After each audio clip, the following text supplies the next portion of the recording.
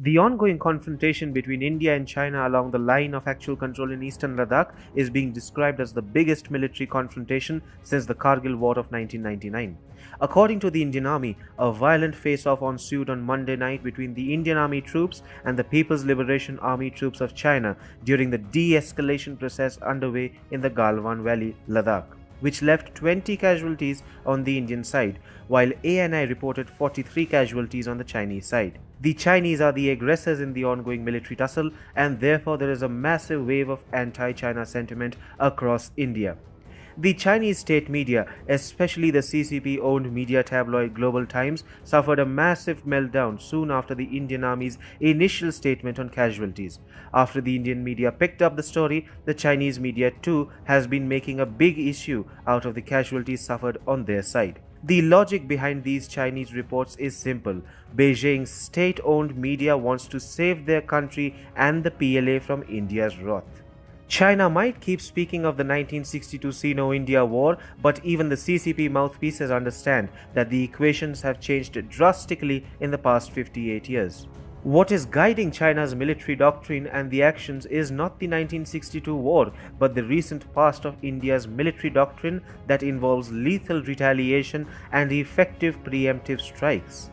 The post-2015 military doctrine of India is playing on China's minds. Beijing knows what happened after the Uri terror attack in 2016.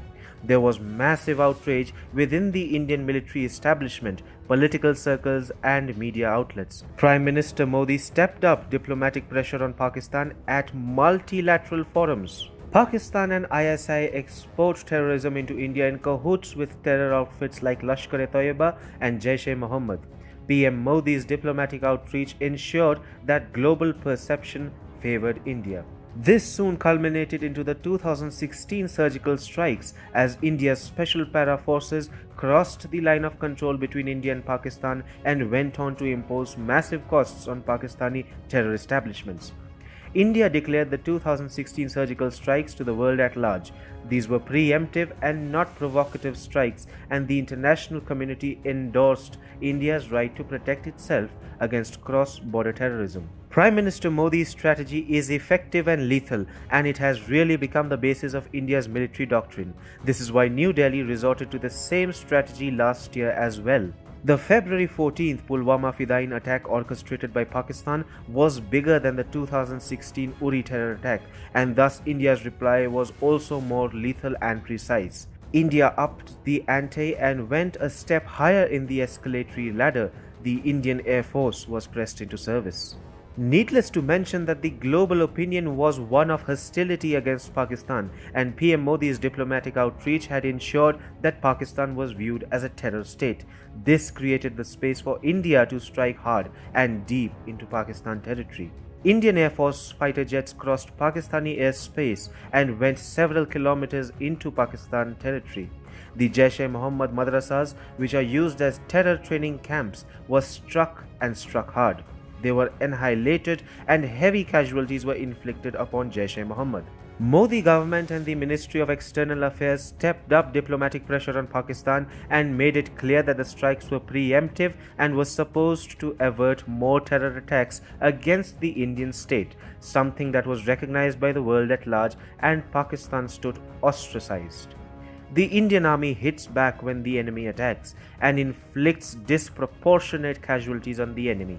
Beijing understands and fears Prime Minister Modi's strategy and New Delhi's military doctrine. Once the Indian Army issued a statement revealing casualties on the Indian side, a colonel-ranking commanding officer and 2 Jawans, the Indian media started reporting the event extensively.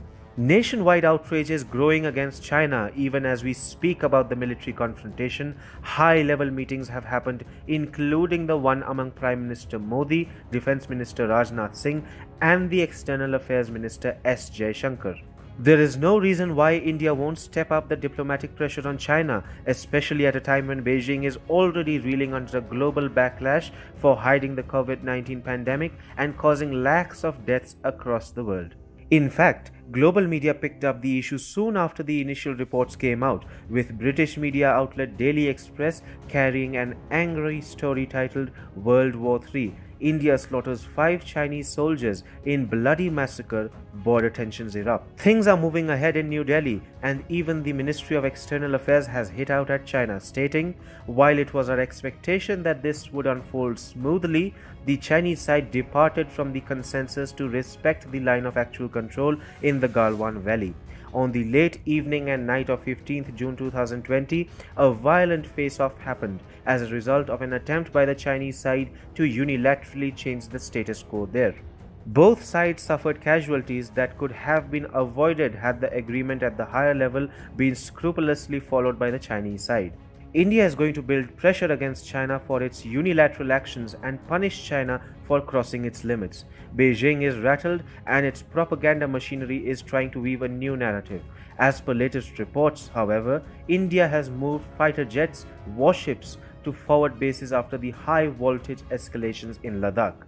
The Navy has also been given the go-ahead to deploy its assets near the Malacca Strait and, if needed, anywhere else in the Indo-Pacific to counter Chinese action, an Economic Times report said.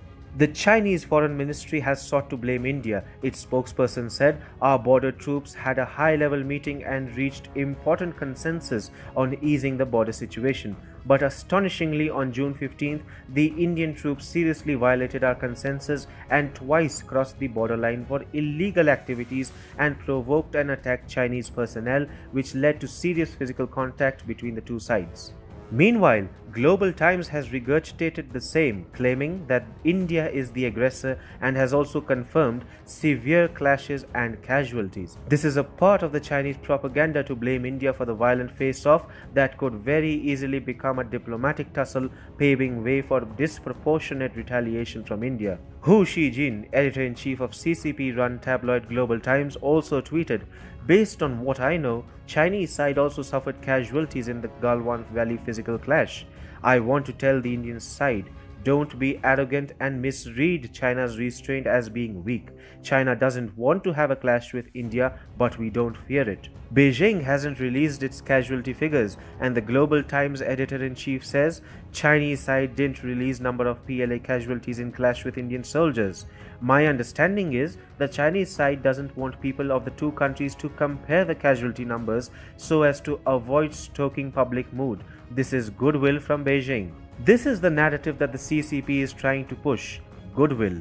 After provoking tensions and attacking Indian soldiers during the de-escalation process, the Chinese media has the guts to talk about goodwill. Reality is being compromised because if the picture becomes clearer, the Indian diplomatic and military establishment will not let it go easily.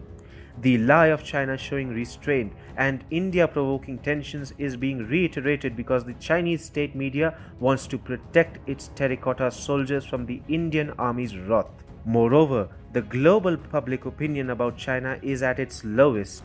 China cannot afford any more bad PR.